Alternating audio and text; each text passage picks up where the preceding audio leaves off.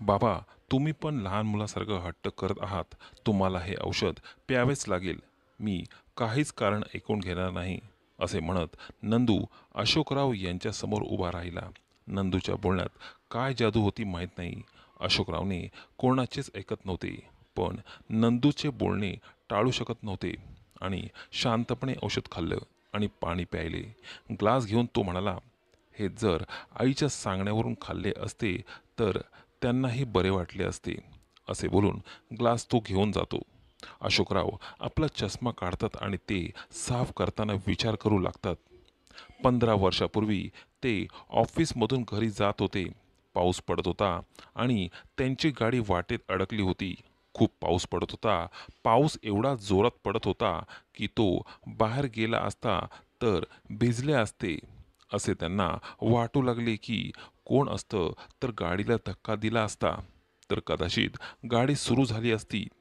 आता ते विचार करत होते की एक 10-12 वर्षाचा मुलगा गाडीची काच ठोठावू लागला.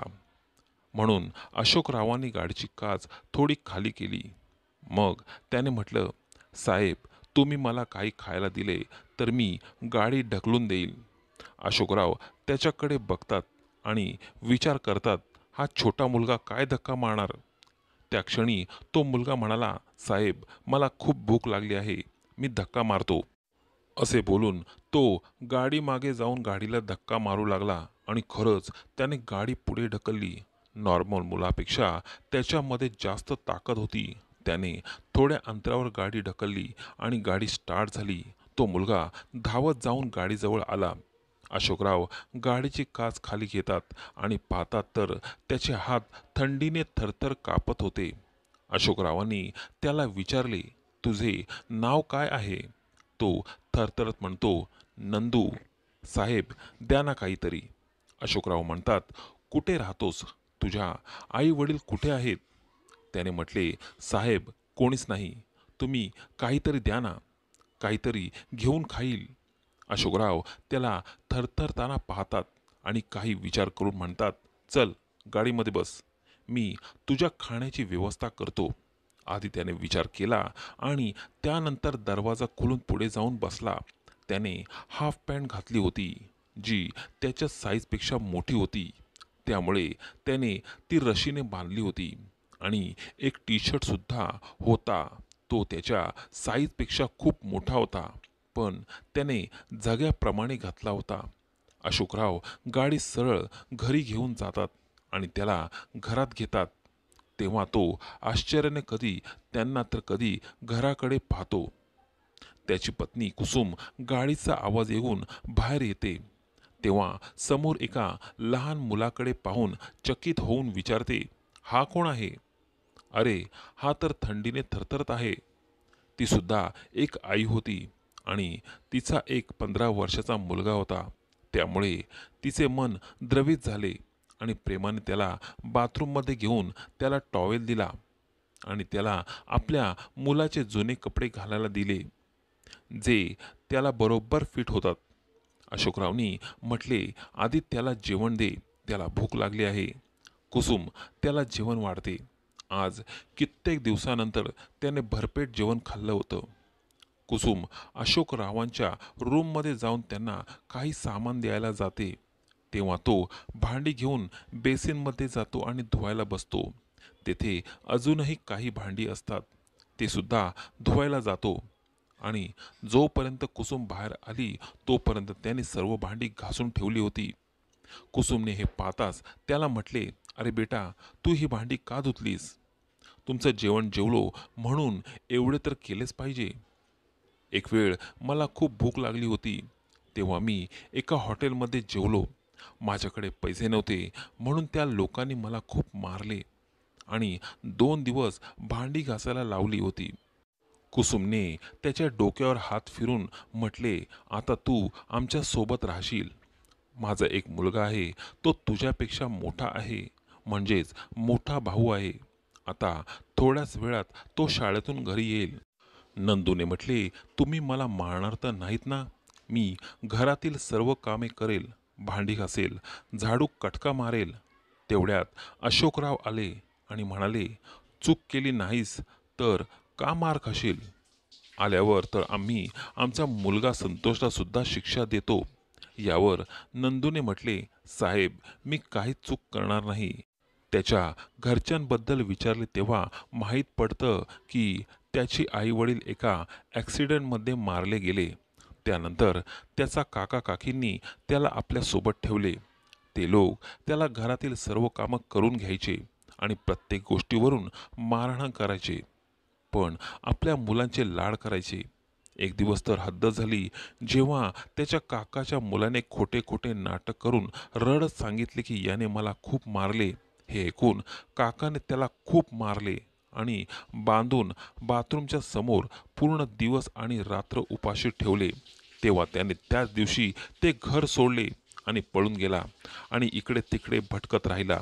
रोज रात्री कुठेही झोपायचा. कुसुमने त्याची कहाणी ऐकून रडू लागली आणि त्याच्या डोक्यावरून हात फिरवत त्याला मिठी मारली. संतोष सोबत सुद्धा त्याची चांगली मैत्री झाली. कुसुमने मनाई करून सुद्धा तो घरातील साफसफाईचे काम अगदी आनंदाने करू लागला. कुसुमने त्याला साहेब आणि मालकीणबाई बोलायचे सोडून आई आणि बाबा बोलायला सांगितले. तो केव्हा घरातील अभिन्न अंग बनला हे कोणालाच कळले नाही. अशोकराव तर त्याला शाळेतसुद्धा पाठवायला पाहत होते, पण तो गेला नाही. म्हणून त्याला घरातच थोडे शिकून लागले होते, ज्यामुळे त्याला लिहायला वाचायला चांगल्या प्रकारे येत होते. तो आता इंग्लिशसुद्धा व्यवस्थित बोलत होता. काळ असाच निघून गेला. अशोकराव आता रिटायर झाले होते आणि संतोषला नोकरी मिळाली होती. तो सुद्धा एक ग्रेड ऑफिसर बनला होता. पण नंदू अजून जसा होता तसाच होता. फरक फक्त एवढाच होता की तो आता आई-बाबांचा लाडका होता आणि तो त्यांच्यावर पूर्ण हक्क दाखवत होता आणि ते दोघेही त्याची प्रत्येक गोष्टीला मान द्यायचे. नंदू खाऊन पिऊन एक बलिष्ठ तरुण झाला होता. त्याचे वयसुद्धा 27 वर्ष आसपास झाले होते. घरात आता त्याचेच चालत होतं. संतोषसुद्धा त्याला छोट्या भावासारखा मानत होता. संतोष थोडासा आजच्या जमान्यातला मुलगा होता, जो फक्त स्वतःबद्दल विचार करायचा. कुसुमने संतोषसोबत नंदूसाठी सुद्धा एक गरीब मुलगी बघत होती. पण ती नंदूसाठी सुद्धा अशी मुलगी पाहत होती जी त्याच्यासारखी असेल. अशोकराव जेव्हा रिटायर झाले तेव्हा त्याच्या नावावर 1 लाखाची FD करून ठेवली होती. आज संतोषसोबत अशोकराव सुद्धा बाजारात गेले होते. तेथे त्यांचे थोडे पार्किंगवरून वाद झाले. जेव्हा अशोकराव त्या गुंडाला समजवण्यासाठी पुढे झाले तेव्हा त्याने अशोकरावांची कॉलर पकडून त्यांना ढकलून म्हटले, माझी सटकली तर मी दोघांना इथेच संपून टाकेल. तो संतोषची कॉलरसुद्धा पकडून लागला, तुझी गाडी हटव, नाहीतर एक ठेवून देईल. दोघेही घरी पोचतात अशोकरावांनी दुःखी असलेले पाहताच कुसुमने विचारले, काय झालं? तुमच्या डोळ्यात अश्रू का आहेत? त्यांनी काहीच म्हटले नाही आणि ते आपल्या रूममध्ये निघून गेले. संतोषने आईला सर्व काही सांगितले. तेथेच उभा असलेल्या नंदूने हे सर्व ऐकले. तो हळूच घरातून बाहेर पडला. कुसुम संतोषला समजावते, बेटा, त्या गुंडाच्या नादी लागू नकोस. आता यापुढे तिथे जाऊ नकोस. चल, जेवायला बस. नंदू सुद्धा वाट पाहत आहे. चल नंदू, जेवूया. पण नंदू कुठे दिसला नाही. तेव्हापासून म्हटले, हा वेडा कुठे गेला? अर्धा तास झाला तरीही नंदूचा काहीच पत्ता नव्हता. तिघेही टेन्शनमध्ये आले होते. तेव्हाच शेजारच्या एका मुलाने येऊन सांगितले की संतोष भाऊ, नंदू भाऊला पोलीस पकडून घेऊन गेलेत. आता माझ्या समोरच गाडी घेऊन गेले. सर्वजण हैराण झाले. कुसुमने म्हटले, आता ही कुठले संकट उभे राहिले? चल संतोष, बघूया काय केले आहे त्या मूर्ख मुलाने. आजचा दिवसच खराब झाला असं वाटतं. ते पोलीस स्टेशनला जातात तेव्हा रस्त्यात त्यांना पाटील भेटले आणि त्यांनी सांगितले, अशोकराव, एक नवा गुंडा इथे दादागिरी करत होता. त्याला आज कोणीतरी जबर मारहाण केली. सरळ हॉस्पिटलमध्येच पाठवलं त्याला. आता यापुढे तो कधीच गुंडागर्दी करणार नाही. दोघेही पोलीस स्टेशनमध्ये पोचताच तेव्हा त्यांना बाहेरच माहिती पडतं की नंदूनेच त्या गुंडाला खूप वाईट रीतीने मारहाण केली होती. अशोकराव समजून गेले की संतोषचं बोलणं ऐकून, त्याचा अपमान ऐकून त्याला सहन झालं नाही आणि म्हणून त्याने हा कांड केला. आज शंकररावांना जाणीव झाली की खरा मुलगा तर तो आहे. संतोष तर स्वतः 4 शिव्या ऐकून घरी परतला. ती गोष्ट ऐकून कोणालाच न सांगता त्या गुंडाला सरळ हॉस्पिटलमध्येच पाठवलं. जामिनीवर सुटल्यावर इन्स्पेक्टरनं त्यांना विचारलं, नंदू तुमचा नोकर आहे ना? यावर शंकररावांनी म्हटले, नाही साहेब, तो माझा छोटा मुलगा आहे, नंदन भोसले. दोघेही नंदनला घेऊन घरी जाऊ लागले. नंदन अशोकरावांच्या खांद्याला डोके टेकून बसला होता. मित्रांनो, कथा कशी वाटली मला जरूर सांगा आणि व्हिडिओ आवडल्यास व्हिडिओला लाईक, शेअर आणि चॅनलला सबस्क्राईब नक्की करा.